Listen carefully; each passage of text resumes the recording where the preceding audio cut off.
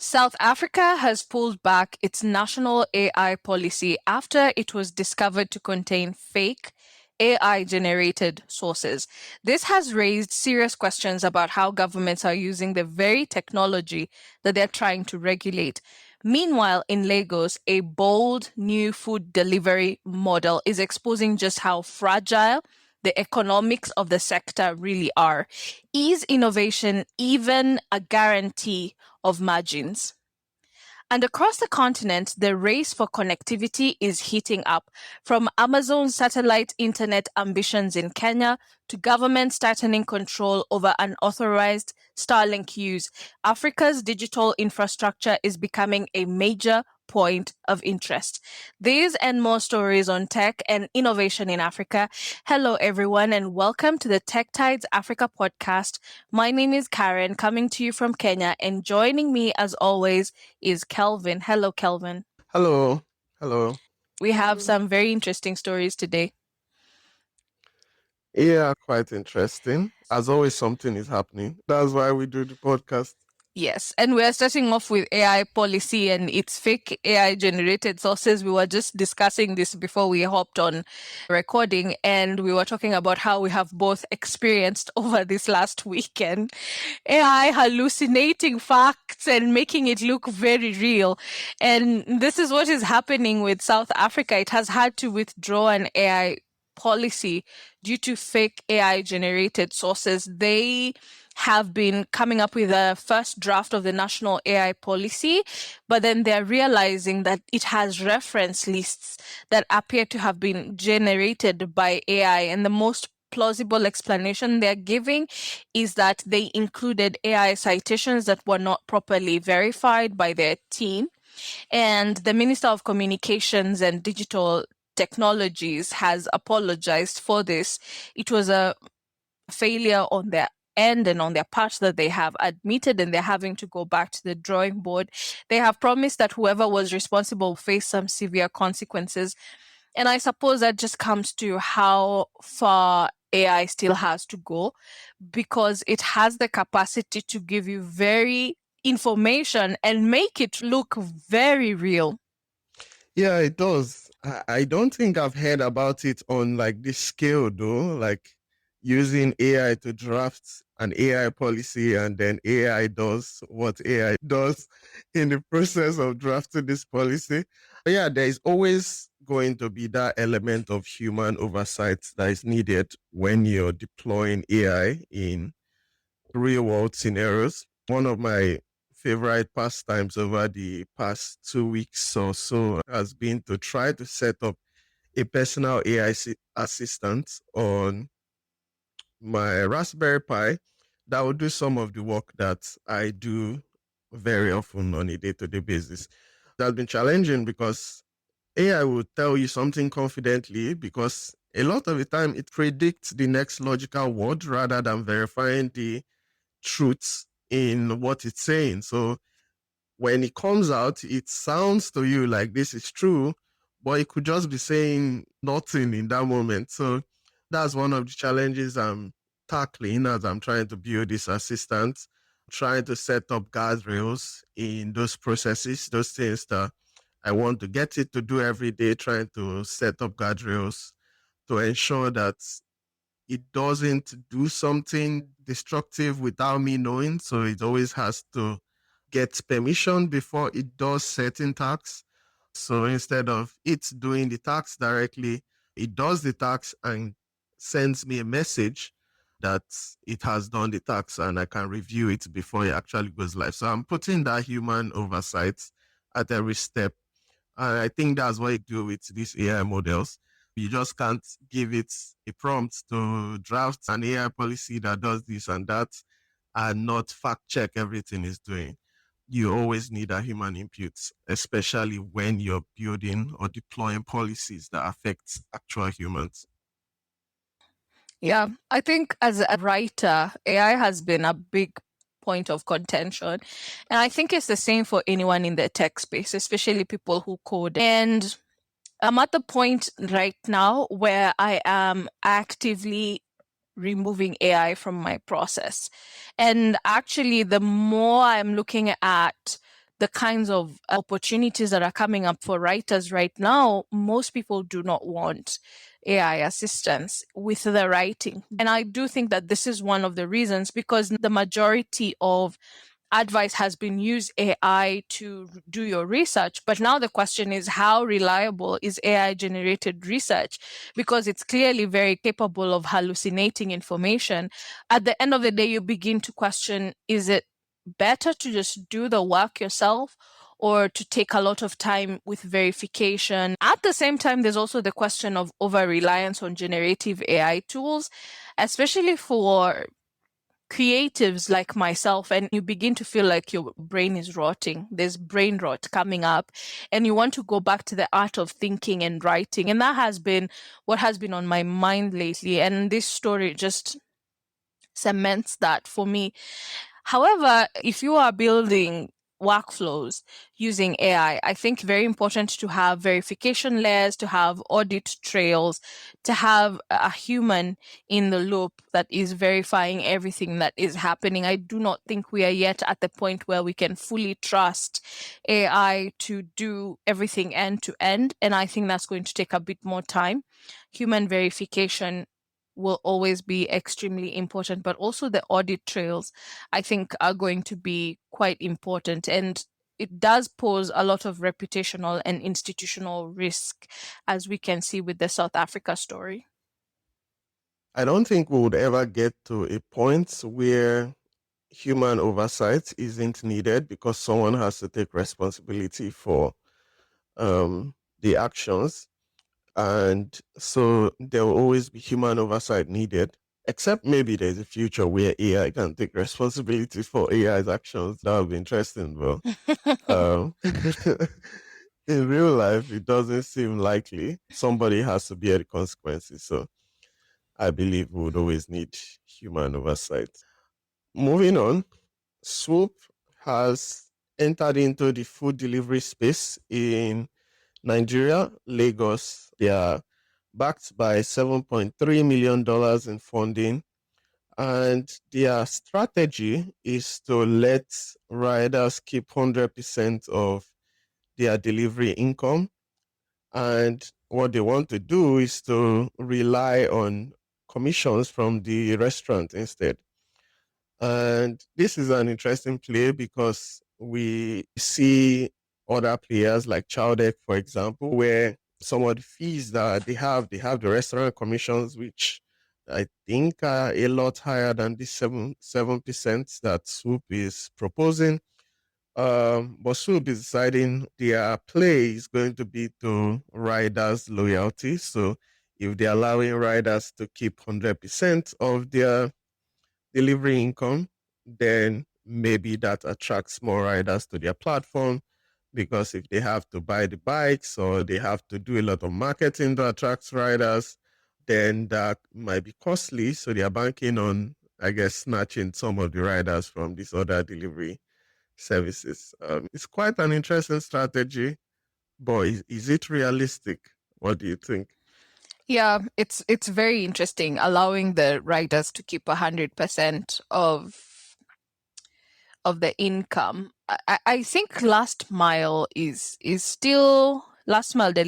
is still a huge dramatic problem for most cities. Obviously, we saw Jumia and I think Bolt leave the market in terms of deliveries. Yeah, both food. Yes, Bolt Food and Jumia food. Yeah. Jumia Food as well, giving them the capacity to be freelancers, to just pick up orders based on their time so they can do other things and then come in when you need them, is an interesting play. I think we see a lot of cab drivers doing something similar, where you have your own little cab, your own Uber, your own Bolt, and so you pick and choose which to use depending on how much you earn. And obviously, because they're making more money with Swoop, they might prefer to take those orders. However, that being said, there are more challenges in this market than just keeping riders. Delivery fees are a huge deal for the African consumer, a lot of times you will check what percentage are you paying for delivery as opposed to the food that you're buying. So, for example, if I'm buying something worth 500 Kenya shillings and the delivery is 200 Kenya shillings, I usually find that a bit exorbitant and I'll probably prefer to just go get it myself. Um, there's always the question for the consumer of balancing between convenience and expense. How expensive is this? And how we determine value, I think, is still a big problem to figure out for last mile delivery. I do want to see how this model will work. However, I do think that they have bigger challenges than just keeping the riders. Keeping the riders is one of the challenges, but being able to tap into the market is another. Now, that being said, they're charging 7% as opposed to Glovo's 15% and Chodek's 10%. That's quite low. Are those margins sufficient for them to survive? Is another question. They have a backing of 7.3 million. That's good. But Glovo has a backing of $1 billion, right? And they're still charging quite high. There must be a reason for that. So are these numbers that they are using sufficient to keep them in business? Is another question. One thing I do think they're doing really well is the fact that because their riders are independent contractors, they don't have to worry about managing the fleet. They can focus on acquiring vendors and acquiring consumers, doing a lot of marketing. I wonder what their cost of acquisition per client is going to be, because the 7% again is quite low compared to everyone else in the market. And I do believe there's a reason why Glovo, which is quite successful right now, I think it's one of the more successful examples of last mile delivery, has a backing of 1 billion shillings and still charges the highest commissions. There has to be a reason for that. So that's where my mind goes. Is this going to be profitable enough to keep them in business? Is this a market entry strategy that they will then change once they've penetrated the market? Also something to wait and see. I think it's more of a market entry play than a profitable play, because I don't think they'll be profitable for a while using these strategies, because we have already seen big players like Bold Food and Jumia Food, like you said, leave this market. And it's because of unit economics. That's what it comes down to. Chowdeck is profitable because they take as high as 24 to 25% from service charge to delivery fees to restaurant commissions. And that is why they are profitable. And like you said, Glovo, when it comes to the delivery, is about 15%. So you can see players in the market that have struggled. You can see players in the market that are trying to, some profitable, but the charges are high. And some are also looking for other ways to balance the economics for it to make sense for them. So I think this is just a market entry strategy. We have seen this play before, where they're trying to bank on riders' loyalty to their platform. We already see Bolt doing that, Bolt and Uber doing that in the same Lagos as well. But you see a lot of riders that use both Uber and Bolt depending on where the rides are. So to make a play based on that, I don't think it's enough. It makes me question whether they have people that are familiar with the markets on the team. And I mean, we'll see. We'll see. $7.3 million is a lot of money, but it's not unlimited money. So it will be very interesting to see whether this play works out. My bet is that it doesn't. I think at some point they will reveal their real strategy. I think this is just a market entry strategy. I don't think it will last. Yeah, I do think it's good to note that the founder is quite young. He's 19 years old. He has the energy to deal with Legos. Yeah, it's a lot of enthusiasm that, yeah, the Lagos traffic will tell you something else eventually. back to government and Starlink and its issues with regulations. It seems to be a story that we're telling every single week. Central African Republic has halted the use of unauthorized Starlink kits. Now, Starlink did get a license last year in December, and they have been operational within the country, which has a very low internet penetration, shockingly low.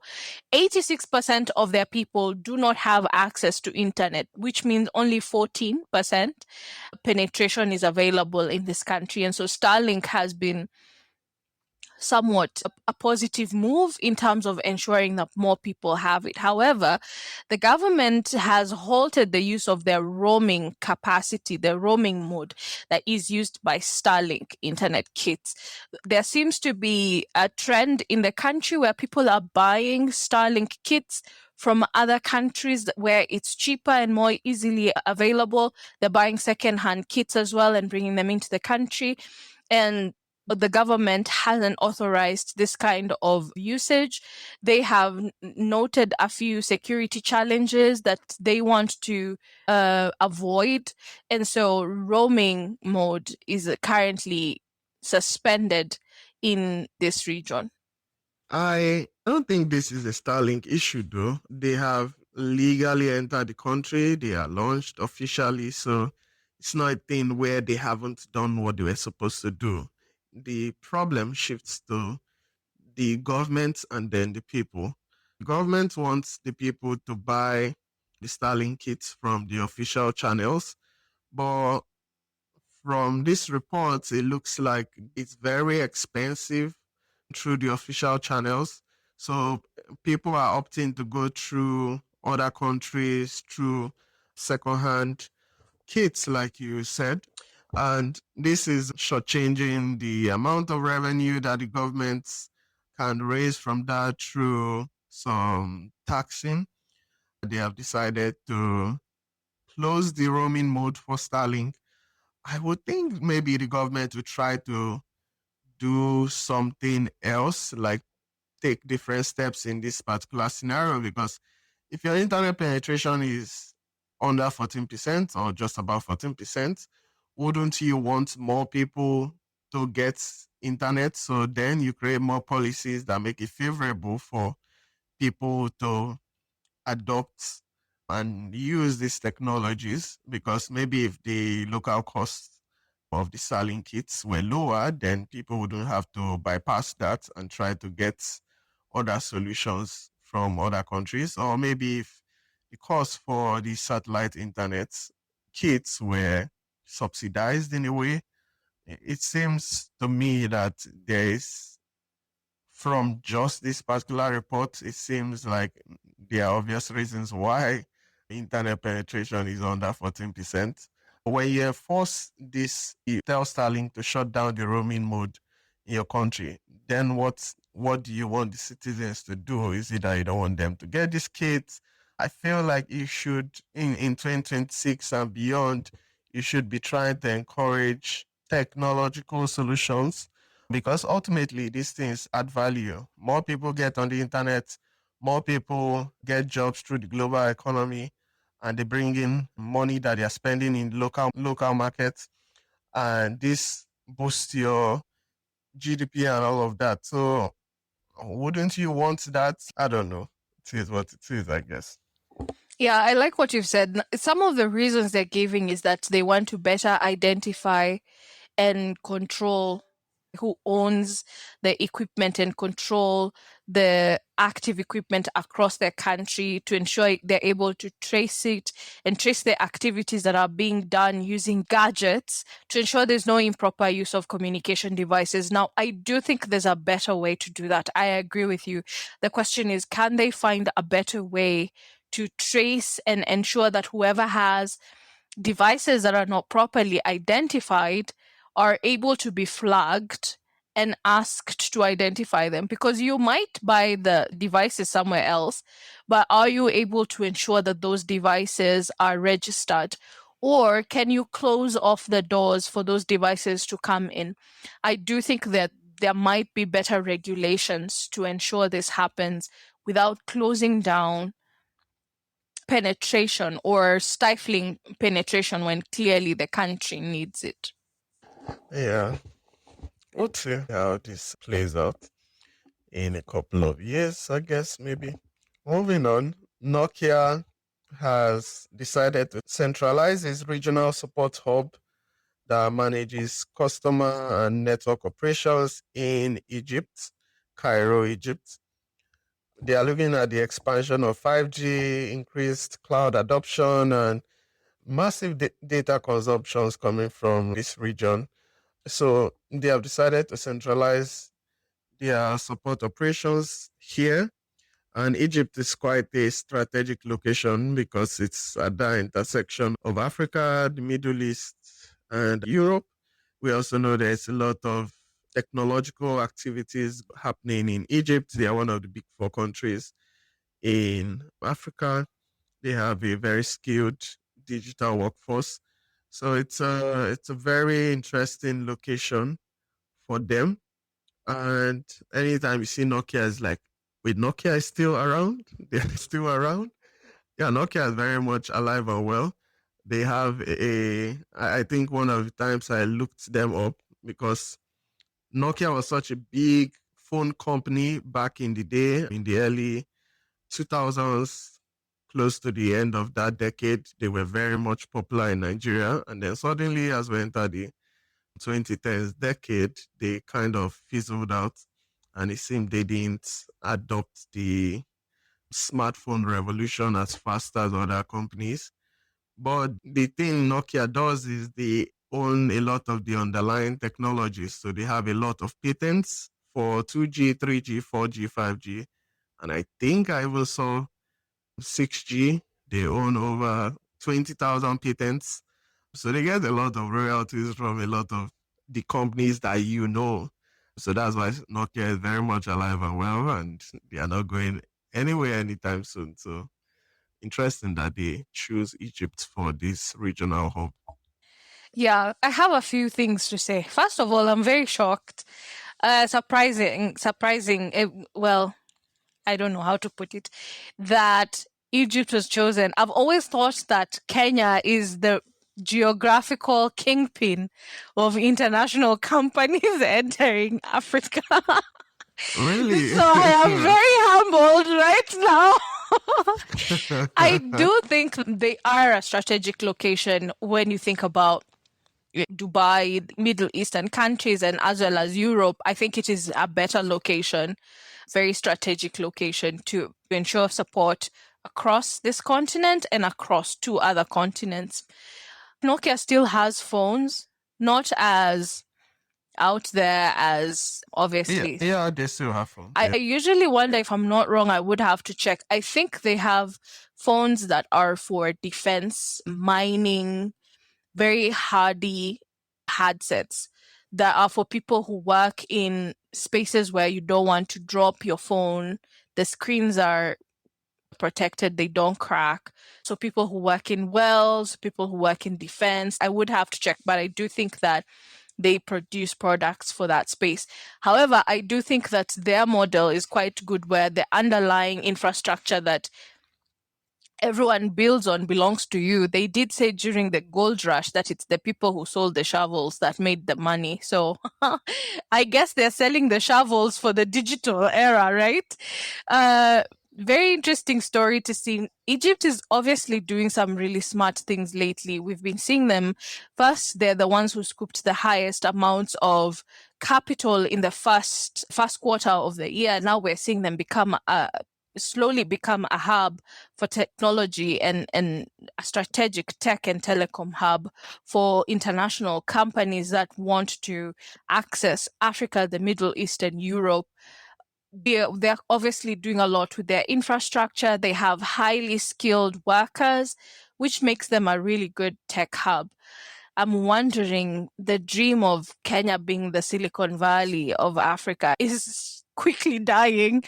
I'm wondering if it's moving to Egypt. Just a question. That's not a fact. It's just me asking myself a couple of questions. Being in the big four, we've always said it's a very quiet operator, but it does move very significant deals. And I think that the more they're building their infrastructure, the more peaceful they're becoming, because of late, Egypt has been very peaceful. There was a time when there was a lot of riots a few years back, but now there's not. And their workforce is obviously becoming very skilled. So yeah, I think it's a country to watch. They're doing some very interesting things, and they're doing them very quietly. Yeah, I mean, we are working on a report for Startup Graveyard Africa that would highlight some of the policies that Egypt has been putting out this year, especially to encourage a lot of these global players to come into their markets, to come into their economy. There's a lot of policy that is happening as well that is encouraging all of this funding, that is attracting global companies to Egypt. It's something that the other countries in the Big Four should take a look at. And yeah, you would start to see some changes. But yeah, Egypt is a very quiet country, especially from the rest of Africa. You don't really know much about what is going there. But when it comes to tech, when it comes to that side of things, they are really doing awesome stuff. Yep. A satellite company, a satellite internet project, which they rebranded in November as Amazon Leo, and they are seeking regulatory approval to operate in Kenya as they push to expand across Africa. They are doing this in the eve of having gotten approval with Nigeria. So they just got approval from Nigeria in January. They were granted a 7-year license to cover satellite transmission, internet service provision, and international data gateway operations. Now they're seeking a license in Kenya, and what they're seeking is a tier 2 permit, which is a 15-year license. They would have capacity to build back and ground infrastructure across all 47 counties in the country, like fiber backhauls and satellite linked stations, but they would need to apply for spectrum in specific locations.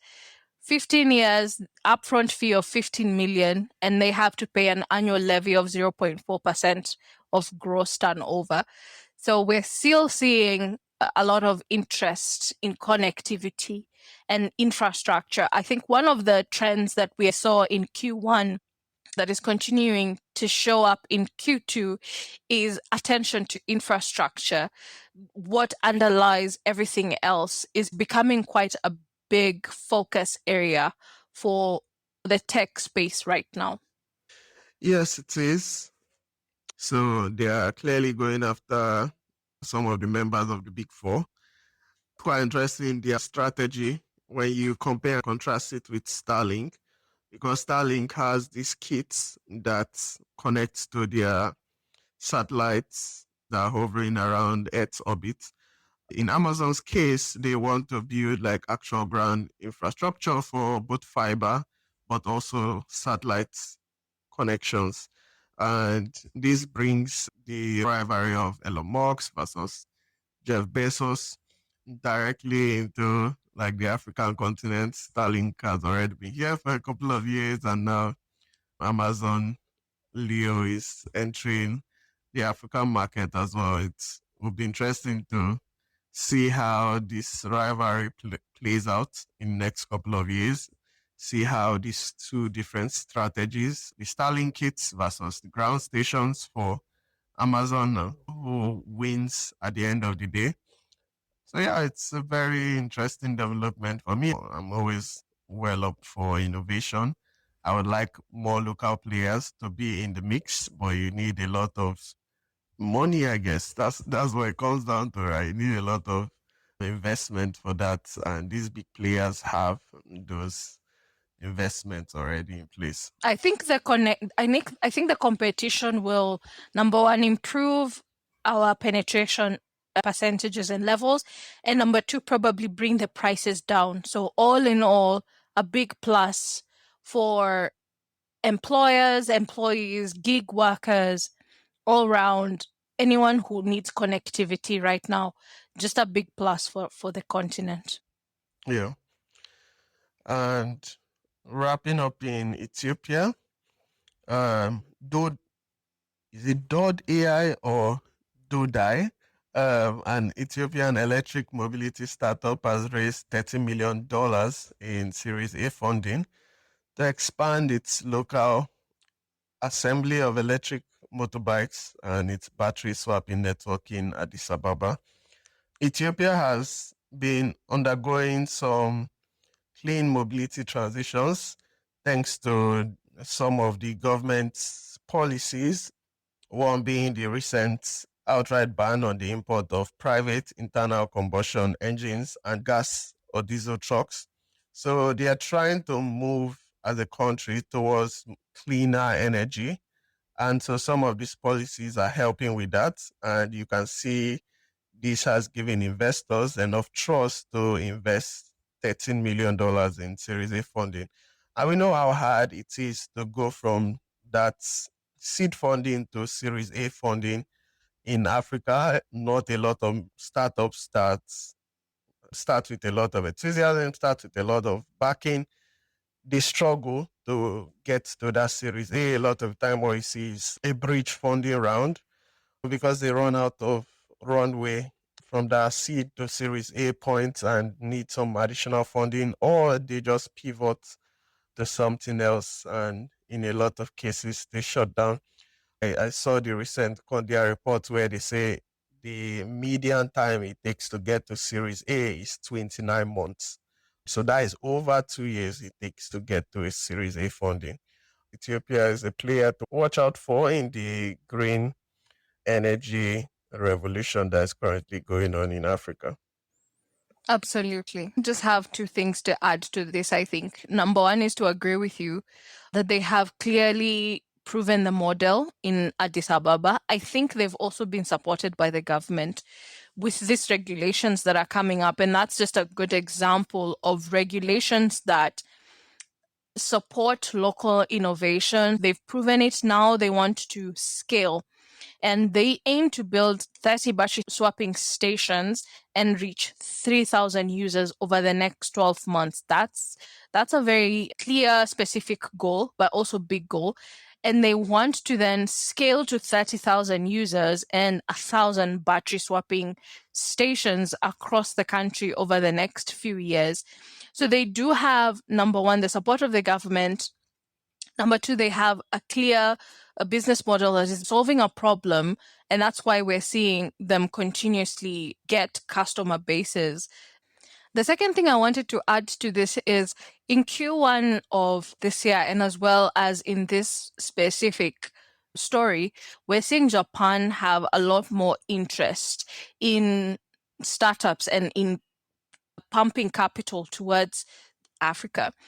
I don't know whether it's because of clean energy and electric vehicles. Obviously, we know that they are very good in that space. I believe perhaps that's why, but they have very different models and ways of thinking when it comes to capital. They focus on sustainability and growth. And I think that this is a company that has been able to prove that they are sustainable and they are able to scale this. And I do think that there's a possibility we may see them move outside of Addis Ababa in the next couple of years. So yeah, very interesting story. Always interesting to see what EV is doing, what battery swapping and e-mobility. Looking forward to see it move from borders and tuk-tuks to vehicles. Yeah, I think that's my thoughts on it. Yeah, I believe that's mainly it. There is some confidence in this startup, like you said. They did raise 7 million in 2024 and now $30 million in Series A. So clearly, there's a lot of confidence from investors, and the government is giving as much support as they can. So yeah, the green revolution is well and truly ongoing, and it's a good time to be operating in that space. I think on that note, we'll call it a day.